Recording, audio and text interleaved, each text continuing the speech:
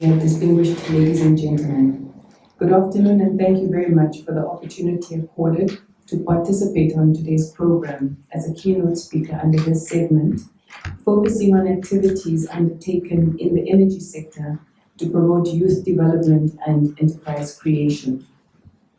Before I launch into an account of the road traveled and what government is doing in this space, it is important and necessary to reflect on the prevailing context in our country. Upon inauguration as the third democratically elected president on 21 March 2015, His Excellency Dr. Hage declared all-out war against poverty, income and wealth inequality and corruption, towards sustainable and equitable socio-economic development in our country. In my intervention this afternoon, I premise on the following three leading statements of fact, and they are: 1, demographically personified, Namibia is a 21-year-old Black female residing in a rural or peri-urban area. That suggests that unleashing the economic potential of our demographic majority to reap a dividend depends very much on the leadership decisions that are taken today to remove barriers and create pathways for the optimal participation of this 21-year-old living in our society today. The antidote for the high level of youth unemployment, particularly, is sustainable enterprise development. And the call to leave no one behind requires each one of us at our various spheres of influence and decision-making to identify those who are most vulnerable and at risk of being left behind within our constellations and to take stock of the limiting factors towards providing solutions and addressing exclusion. While income and wealth disparities remains a global and local concern, the second point is that our history of systemic exclusion, which includes untold barriers to economic participation, disparities in access to and the quality of education and healthcare, and the inhumane practice of separate development, entrenched income and wealth inequalities. This reality remains a glaring legacy of our past, and the socioeconomic challenges that are faced today by the majority of young Namibians cannot be separated from our history of restricted participation and underdevelopment of human capital. According to the World Bank, in terms of our Gini coefficient, Namibia is unfortunately one of the countries with the highest levels of income inequality in the world. The disparity becomes even more pronounced along demographic lines, gender, inequity, and age. While we have made good progress in reducing poverty from 1993 to about 2016 before COVID, with an overall reduction from 70% baseline in 1993 to more or less 18% upper poverty line in 2015-16 before COVID. We can contrast that the sharp decline in poverty levels cannot be compared to the marginal decline in inequalities, which have only shifted from 0.7 Gini efficient to 0.58 coefficient during the same period of time. This indicates to us clearly that the fiscal strategy of the government and the redistributive laws and instruments that have been introduced over this period of time have made a considerable reduction in, or rather have lifted a considerable number of Namibians out of poverty. But structural imbalances continue to perpetuate inequalities, particularly in wealth. While the two are interrelated, we must reflect that they cannot be conflated, and more needs to be done to redress the stubborn and imbalanced nature of the economy. Thirdly and finally, our generation, this generation, is undergoing its own paradigm shift and renaissance. And there are also these three profound transitions that are taking place right in front of us concurrently. They are the fourth and the fifth industrial revolution, the climate change and energy transition, and also our transition into a post-COVID world. And I believe that all these three events alone of the 21st century will mark and define our socialization and overall human evolution, and no country is exempted, including Namibia. So although much has been done since independence by the Namibian government to rectify this inherited dilemma of inequality and underdevelopment, and to achieve more broad-based economic participation, particularly in the management of the natural resource sectors such as fisheries, mining, and energy, we can say that legislative instruments such as affirmative action and the proposed Namibia Equitable Economic Empowerment Bill have to an extent achieved only a measure of success, but there have also certainly been unintended consequences. In drafting the latter, which is the Namibia Equitable Economic Empowerment Bill, a lot of thought has gone into redressing the underlying structural impediments that make it very difficult or almost impossible for our young people to effectively participate in the economy and to engage in wealth-creating opportunities. What we all agree to and acknowledge is that, left unattended, these high rates of inequalities would threaten our social cohesion, political inclusion, and fundamentals of peace. Ladies and gentlemen, that leads me then into the essence of my intervention today, which is sharing some reflections on what has been done to facilitate the increased ownership and management of productive economic assets in the energy sector by more young Namibians, and what furthermore can be done to accelerate such reforms.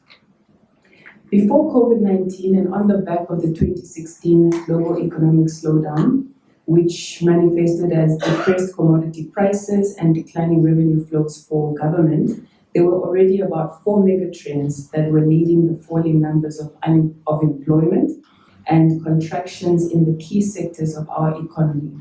These included, 1, the cycles of drought and flooding. What you should know is that at the best of times, the agricultural sector in Namibia is the leading employment creating sector for our young people because of the low entry points. The fiscal consolidation strategy, which was adopted by government in 2016 to rein in government expenditure, also had its unintended consequences on job losses in the construction sector with the tightening up of capital projects. Also, in 2018, Namibia entered a status of deindustrialization, where we were not manufacturing to the optimal extent. Finally, and I think the nail in the coffin was COVID-19 and its impact on tourism, hospitality, and logistics-related businesses. Tourism supports directly approximately 80,000, indirectly 150,000 jobs, many of which are young people because of our demographic majority. There have been a myriad of other forces today that undermine the full participation of young people. And even in the best of times, young people face inordinate challenges where we are experiencing disruptions in job and financial security, education and training, and mental well-being. Many young people search for a way out of this insecurity, out of informality, hardship, and vulnerability, and seek a way into policy, lawmaking, decision-making, and optimized economic participation. And while a young demographic majority has an important role to play in the attainment of our democratic ideals, such as deepening democracy and holding elected leaders accountable, what Namibia requires is the economic contributions of her demographic majority. That will translate into the economic gains that we seek and that we refer to as the dividend. The premium, therefore, that is placed by our president on the inclusion, empowerment, development of young people is not just about political rhetoric. Fundamentally, it's a matter of sustainable development and smart governance. Considering the trajectory before COVID, the question that we all asked ourselves as development practitioners in government then was, where will this growth come from? Considering that all the sectors that generated the jobs were going through severe negative growth. Our country embarked on a path of accelerated economic recovery, inclusive growth, and shared prosperity, including structural rebalancing and economic reconstruction. We dared to dream and we reached for the unreachable by working to develop new engines for growth. And we identified these opportunities in unlocking our blue and green economies and through the better stewardship of our natural resources. The tides of fortune have changed and are changing for our country, with the recent discoveries of offshore oil and the campaigns that are drilling the three wells now, and the development of the Southern Corridor Development Initiative with its green hydrogen and ammonia assets. It is now the moral and the political imperative of the leadership of the day to ensure that these prospects for growth cascade and translate into tangible economic and human development opportunities for directly benefiting the communities and nation at large. The bespoke request for proposals for the Southern Corridor Development Initiative, which Hyphen has been awarded as the preferred bidder now, and for which the final implementation agreement has finally been signed, is one example of investment on our terms. An investment deal that is responsive to our country's inequalities in the distribution of economic opportunities, access to wealth, income, assets, skills, and employment. I was fortunate to have had the opportunity to co-lead the government negotiating team on the socio-economic development work stream, and the commitments that have been arrived at were carefully considered and negotiated on the spirit of partnership and shared accountability, and along the imperatives for employment, skills development and training, as well as local content procurement to stimulate local industry, and finally, social infrastructure delivery as imperatives to provide dignified housing, shelter, and healthcare. With the potential to generate tens of thousands of new jobs at construction phase and a few thousand at the operational phase, not to mention the vast potential that is in the local content sourcing through their procurement demands, both at both stages of development, the Hyphen project is catalytic. Consistent with the strategic thrust of government to leverage the muscle of the public and the private sector procurement, which is such a stimulating economic activity, it can lead to significant development of our local industries, and Hyphen have committed a significant share of their procurement budget to be reserved for local content as far as feasible. It goes without saying that realizing this transformational opportunity begins with mainstreaming the participation of young Namibians in business. Through the Ministry of Mines and Energy, the government is formulating the local content policy and has earmarked, or rather has embarked upon, a value addition, Through the Ministry of Mines and Energy, government is formulating the local content policy and has embarked upon a value chain analysis and a mapping exercise with the singular objective of identifying entry points for Namibians to participate in the petroleum sector. This baseline study will be consequential in informing which goods and services can actually be locally supplied, from the upstream of exploration all the way downstream to manufacturing, production, and commercializing. What we want to see is local entities involved in value addition, even in our energy sector, producing commodities such as Vaseline, tar, mats, and other derivatives, as well as the mapping up of all the arteries that are flowing through this global supply chain. Together with the beneficiation strategy under the mine sector, government is creating more fair opportunities for the active participation of our young people in the mining and energy sectors. Solving the youth unemployment challenge requires every sector to create more enabling environment for business creation and sustainability. The solution is actually within the problem, and enterprise development is the antidote to rising levels of unemployment. If we have 28 sectors in our economy, and we say that an economy is a collection of businesses, the question of the day should be, how do we help those businesses that are already existing in those sectors to thrive, and how do we support young people to establish new businesses sustainably? We are cognizant of the need to relax the rules for credit extensions for young people in business to make capital and financing instruments more accessible, and also the needs for targeted interventions such as special economic zone incentives regimes to incubate industry until we achieve the requisite productive capacities. This is being considered for even for the Hyphen project among other sectoral developments. To overcome such hurdles through the Solar Revolving Fund, the government facilitates an on-lending scheme to Namibian companies to produce photovoltaic solar panels at a preferential interest rate of just 5%. Through other targeted interventions by the Ministry of Mines and Energy, we also facilitate access to maintenance and wiring contracts of government buildings by our SMEs, which are predominantly owned and managed by young people. Adequate attention must be given to formulate responses that will enable young people to effectively participate in the mainstream of the economy. To this end, the President has been clear and consistent in his vision for empowerment, and allow me to extract a quotation for him, which reads, quote, "Genuine empowerment should cascade downwards to empower communities and groups rather than individuals.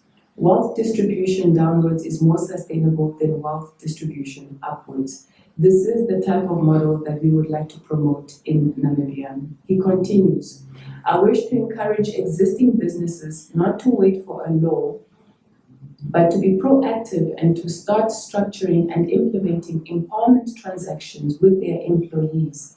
I commend those who have proactively taken the steps to bring on board previously disadvantaged Namibians as shareholders through various employee share schemes." End of quote. That is what is being advocated for in terms of the voluntary sharing of economic benefits without being compelled to do so. I am aware of one example of a diamond cutting and polishing firm in Namibia that employs only people with disabilities, young people, and which has recently moved to offer 30% of its shareholding to their employees and to locals. This is commendable, and this is the kind of transformation that will result in social mobility and the accumulation of generational wealth for young people. Financing such transactions, though, has proven to be a limiting factor, and I can only echo the sentiments of the President that the government cannot carry the sole burden of financing empowerment and transformation. It must be a collective responsibility, including our development financing institutions, private sector financial institutions, and participating enterprises directly. As I move to a close, history is written. 33 years on, our country has gained experience in her political, social, economic, and constitutional life. We have achieved a lot together in terms of freedom, peace, stability, social cohesion, and a greater measure of shared prosperity.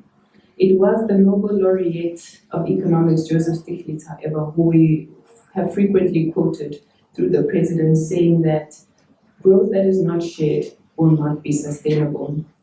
I want us to reflect on that admonition, because our intent, even as we promote investment and industrialization, should not only be to realize economic growth, empowerment, and transformation, but also to do so in a manner that is sustainable, that is inclusive, and in a democratic manner. In this regard, we must be guided by the principle of accelerated broad-based economic empowerment, and to that end, the plight of our young people must be seriously considered and catered for. When historians write this chapter on Namibia in the 21st century, let them say that it was our generation that has been able to contribute to a more inclusive, equal, and prosperous society. I'm convinced that we'll only be able to do so when we facilitate pathways for young people to participate more actively in the mainstream economy. Ultimately, it is about impact, and it is my hope that at the end of this business forum, there will be some tangible exchanges, opportunities, and improvements in the prospects of the young Namibians who are interacting amongst you today. I wish you fruitful deliberations going forward, and I thank you for your attention.